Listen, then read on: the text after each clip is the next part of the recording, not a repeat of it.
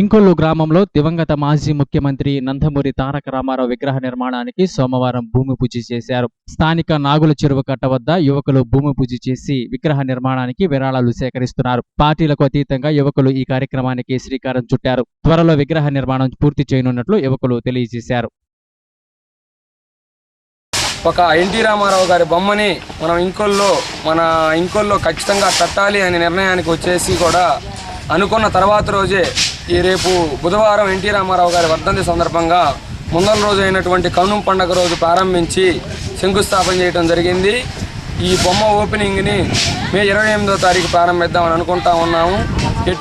రాజకీయాలకు అతీతంగా ఎన్టీ రామారావు అనే వ్యక్తిని ప్రతి తెలుగువారు అభిమానించబడే వ్యక్తిగా పేరొందినటువంటి ఎన్టీ రామారావు గారి విగ్రహాన్ని రాజకీయాలకు అతీతంగా ఏ పార్టీ వాళ్ళైనా ఈ కార్యక్రమాన్ని జయప్రదం చేసి ప్రతి తెలుగువాడు కూడా తమ వంతు సహాయంగా నిర్వర్తించి మే 28 కల్లా ఈ బొమ్మ ఏర్పాటుకి ప్రయత్నాలు జరుగుతూ ఉన్నాయి. ఎటువంటి ఆటంకం లేకుండా ఈ కార్యక్రమాన్ని జయప్రదం చేస్తామని కోరుకుంటున్నాము.